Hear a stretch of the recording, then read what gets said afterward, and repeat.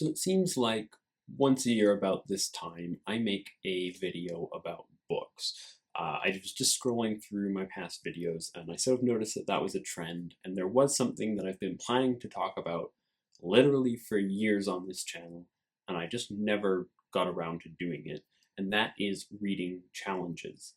One that's quite I'm not sure if it's popular, but I spend a lot of time on Goodreads, and they have a yearly reading challenge, where at the beginning of the year you set the amount of books you want to read for that entire year. And there are some videos that I made back in 2014 where I did something very similar, and I realize it's a little bit late to be making an update to that. But here we are. I did do a challenge. I set 100 books in 1 year, which is a pretty crazy amount, I think, for most people. I told people that I would do it, and usually people would like ask me like how I was cheating, like what size are the books, or real books. That was one of my. I'm not really sure what a fake book would be, but there was a lot of like that kind of stuff, and I did manage to do exactly 100. And that's sort of what this is going to be about, my thoughts on reading challenges. So going into that, my idea was that this was going to help me build discipline. It was going to help me remember what I was reading more, and it was just going to help me like engage with books that maybe I wouldn't normally have read. And certainly that was true. I did try and branch out a little bit more. I'm getting better at reading books, which are sort of outside of my usual genres. Trying to read, just a wider scape of things. But definitely didn't build discipline. It made it, well, I guess it did in the sense that it made reading very much a chore. So that wasn't so good for that. But, it was an interesting experience. I'm glad that I did it. Even though for that, in 2015, I read very little. I did still listen to audiobooks, but I almost stopped entirely reading physical books for that year. It was just too much for me to just handle that. Because I had so internalized that it was a chore, and it was something that I love. I love reading. I love everything about it, except apparently being forced to do it, which sort of brings me now into reading for school and reading while in school. I'm a student. I just had my last exam for the year today, and I am so happy that all of that is over. But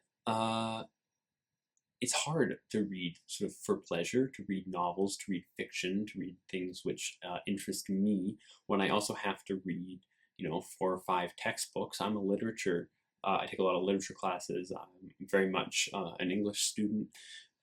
So I have to do a lot of reading for that. And a lot of fiction, a lot of that sort of thing. So that sort of area is taken up by so much of that it just feels like I'm doing more schoolwork when I sit down to read just like a pulp novel or something. I have managed to work around it. Audiobooks are the way that I find around that, just because it sort of triggers a different part of my brain than the reading part, like the reading center of my brain.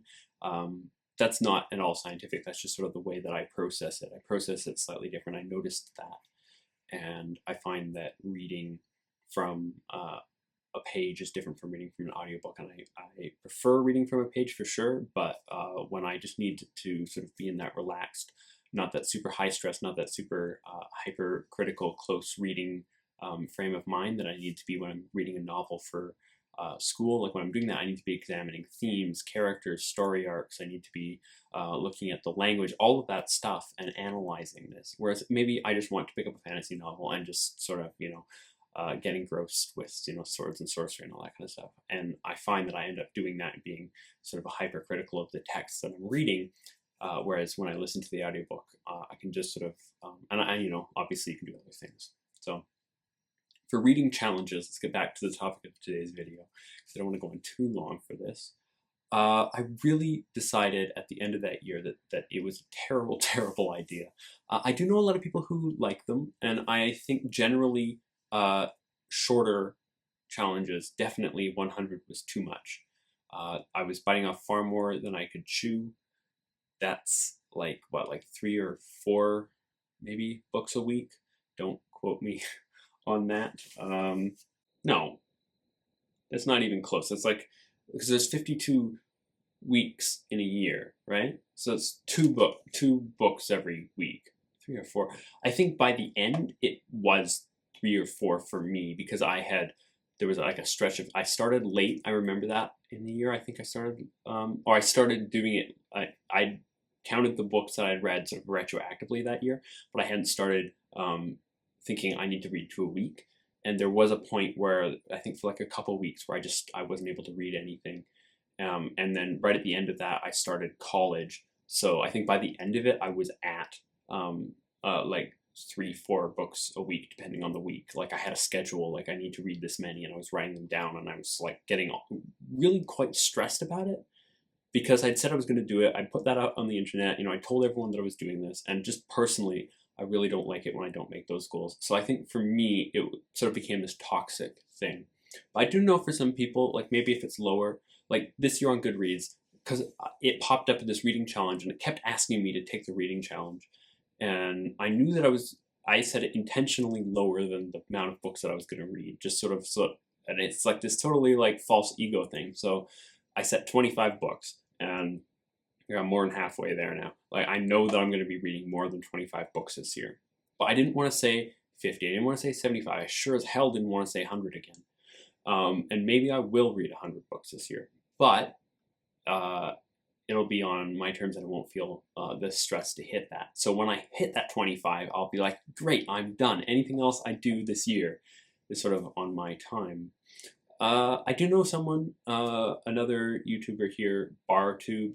Her Goodreads is set at 150, and she is just barreling way past me. And I think that's another thing that's worth mentioning, is there's a lot of people online, book review channels, that kind of thing, where people on these, they just read a lot of books. And I know that I read a lot of books. I read way more books than almost anyone else that I know.